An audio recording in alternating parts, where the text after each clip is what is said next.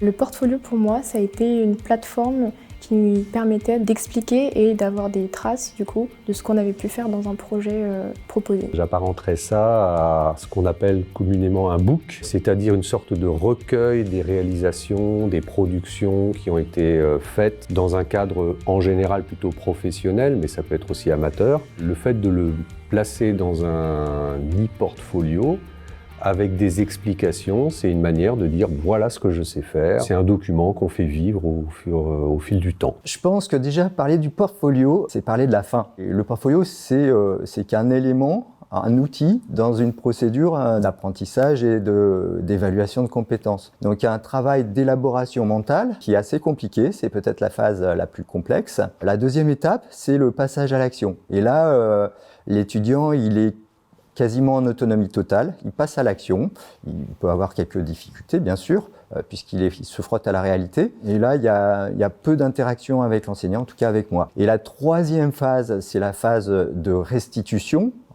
d'élaboration de la trace. Et c'est là que le portfolio intervient. C'est vraiment l'outil pour évaluer les compétences, parce que sinon, on ne sait pas faire. Enfin, moi, je ne sais pas faire. La première fois que je suis allé sur Karuta, je crois pas avoir vu des difficultés parce que j'avais à peu près en tête l'objet de la démarche elle-même. Même si je suis loin d'être un expert, le logiciel c'est la boîte dans laquelle je viens mettre des choses, quoi. Si je sais ce que je veux mettre dedans, la boîte, peu importe à quoi elle ressemble en fait. Assure-toi bien d'avoir compris l'approche par compétences avant même de mettre les pieds dans un outil. Ça a plusieurs intérêts. Ça a un intérêt pédagogique, ça a un intérêt pour valider les compétences, et puis ça a un intérêt aussi professionnel ensuite. Ça peut montrer par la suite qu'on a déjà eu une expérience professionnelle autre que marquée dans un CV, travailler de tel jour à tel jour dans une entreprise. Il y a une utilité derrière avec des vraies compétences plus ou moins développées. Comme c'est un outil nouveau, il faut qu'il y ait un apprentissage. Il faut déjà qu'il y ait un apprentissage de l'enseignant. Par rapport à la démarche approche par compétences. Il ne s'agit pas d'évaluer les compétences comme on le fait d'habitude avec les ressources, sinon ça ne marche pas. On se retrouve avec un outil qui ne convient pas, qui n'est pas approprié. Les ressources, c'est évaluer si l'étudiant il a une tête bien pleine. Évaluer les compétences, c'est évaluer si l'étudiant a une tête bien faite. Et ce n'est pas du tout la même chose. C'est compliqué d'évaluer une compétence dans un contexte universitaire. Pour moi. C'est-à-dire que évaluer une compétence qui est une situation complexe avec des composantes, etc. Une compétence, ça se met à jour quand tu es dans un poste qui requiert cette compétence. Or, simuler un poste qui requiert ces compétences, c'est pas très évident dans un cadre universitaire. Alors il y a des situations qui sont faciles à faire, il y a des situations qui sont plus délicates à faire, et nous, en l'occurrence, c'est assez délicat.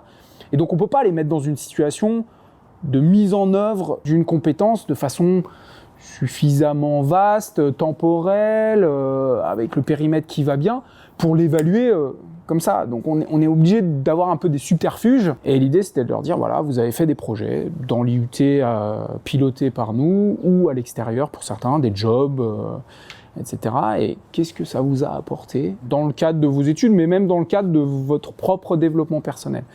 Prenez du recul, essayez de vous poser la question, qu'est-ce que ça vous a apporté? Qu'est-ce que vous avez capitalisé sur cette expérience-là? En BUT, il faut qu'on mette une note sur un élément qui s'appelle le portfolio. Ça fait jaser ce truc-là, mais il y a un moment où il faut qu'on ait une note. Et donc, en fait, on a évalué la façon dont ils s'étaient appropriés la démarche, dont ils avaient valorisé ce qu'ils avaient fait. Et non pas qu'est-ce qu'ils avaient fait. Bon, je prends un exemple, c'est la gestion de stock. J'ai pu dire qu'il y avait des échanges fournisseurs avec des négociations de taux, plein d'éléments qui peuvent être faits en entreprise sans forcément penser à Clio par derrière. L'étudiant explique toute cette démarche et fasse une analyse réflexive en vue de s'améliorer, en vue de pointer lui-même les compétences qu'il a acquises, et de se dire, il faudrait peut-être que je renforce un petit peu cet aspect-là, notamment avec des ressources qui vont m'apporter plus de connaissances pour que je puisse plus les mettre en application. Quand on devait déposer notre travail, on avait des questions à répondre. Les questions, je trouvais que c'était intéressant. On disait comment on avait pu réaliser cette SAE, qu'est-ce qui nous était utile pour la faire. On n'est pas dans la tête de l'étudiant, on ne sait pas ce qu'il maîtrise. On peut évaluer que des comportements. Comme on n'a pas vu son action, il faut qu'il produise quelque chose. L'enseignant laisse une certaine liberté à l'étudiant pour le choix de la forme de la trace, mais il faut aussi fournir un cadre pour pouvoir évaluer, parce que sinon, si chacun apporte n'importe quoi, ça peut être assez compliqué d'évaluer. Parce que certains disaient, on va faire du chiffre, on va mettre tous les points PHP, tous les points HTML, tout ceci. Je dis, mais non, ça n'a aucun intérêt. Qu'est-ce qu'elle dit, cette trace? Et à partir de là, les explications, elles doivent dire, bon, on a fait ce choix de base de données parce que. Et l'idée, c'est je pose une trace, mais elle n'est valable que si elle est expliquée. Pourquoi j'ai fait comme ça? On avait des questions sur quelles ont été nos démarches de projet, qu'est-ce qu'on a pu apporter et quels étaient les liens avec nos compétences Clio par rapport au projet qu'on a pu suivre. Pour ma part, j'ai limité les traces à des petites fiches de synthèse de 2 pages qui apportent l'ensemble des éléments de l'action et on interagit avec l'étudiant sur la plateforme. Il y a un retour à l'étudiant, ce qu'on appelle un feedback, jusqu'à ce que la preuve de la compétence soit suffisamment élaborée. Et à ce moment-là, on va valider ou pas si le niveau de compétence est atteint. Le fait qu'on puisse déposer un document et reposer le même document, et en fait, on a la suite de notre travail en fait, et on peut vraiment voir du coup l'évolution. Le fait qu'on puisse faire des feedbacks aux profs. Eux, ils voient nos documents. On avait des cours où le prof il nous prenait 5 minutes et il nous disait ce qui allait pas, ce qui avait amélioré, ce qu'on pouvait continuer. Et donc ça, ils voient notre évolution, les profs, et je pense que c'est ça qui est le plus important. Jusqu'à présent, faire un TP permettait de faire en silo, de manière disciplinaire, une mise en pratique, mais sans tenir compte de toutes les autres composantes. Grâce au SAE, on a vraiment une approche transversale. Donc les étudiants, pour eux, c'est une visibilité beaucoup plus grande sur le bien fondé de toutes les ressources. Pour les enseignants, ça a aussi beaucoup de vertus, puisque les enseignants, du coup, discutent beaucoup entre eux et vont beaucoup échanger. Et moi, je le vois dans mon expérience, j'ai jamais autant échangé avec les enseignants proches de mes disciplines que dans le cadre de cette réforme, parce qu'on est forcé de communiquer, d'échanger pour rendre tout ça cohérent. C'est à la fois compliqué, mais c'est aussi très intéressant parce que quand on évalue si l'étudiant il a une tête bien faite, on découvre des choses étonnantes. Des choses qu'on n'a pas l'habitude d'évaluer. On évalue sa créativité, sa prise de conscience de ce qu'il fait, sa prise de recul, sa capacité à s'organiser, son sens critique. Et ça, c'est vraiment intéressant. Il y a vraiment des surprises. Je trouve ça très, très psychostimulant parce que ça nous change de certaines habitudes où on a tendance à remplir la tête des étudiants. On passe par rapport à un orchestre, de la position du soliste au rôle de chef d'orchestre. Ouais, pour moi, ce serait intéressant de travailler sur le long terme pour l'e-portfolio, pour montrer qu'on a eu justement un diplôme avec des compétences concrètes. Ça peut toujours être un plus. On peut ressortir nos documents qu'on a fait, si ça peut, ça prouve justement ce qu'on a déjà fait, ce qu'on sait faire. Ça peut être utile pour trouver une alternance ou un job. L'e-portfolio, quand j'y suis allé, je me suis dit il y a déjà des questions, il y a déjà des questionnements faits par des gens qui connaissent. Il y a déjà une grille d'évaluation qui a été faite par des pros. On va pas réinventer ça.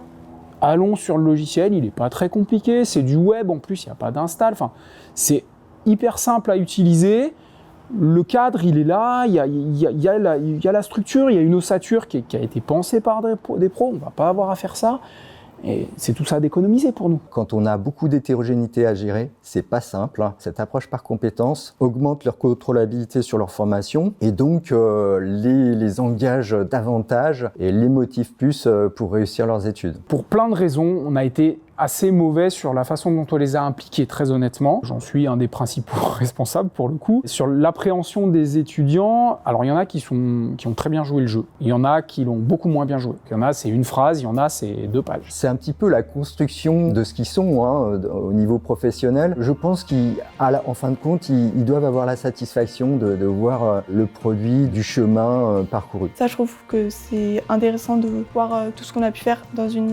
année. Sur ce que j'espère un petit peu de la suite, c'est vraiment pouvoir l'intégrer vis-à-vis des alternants, parce que là, eux, on les laisse dans l'entreprise, on considère qu'ils vont faire toutes les compétences dans l'entreprise, ce qui est faux. Et là, on va vraiment avoir besoin de ce support-là pour qu'ils puissent, eux, plus facilement capitaliser qu'est-ce qu'ils ont fait, qu'est-ce qu'ils n'ont pas fait, qu'est-ce qu'il reste à faire.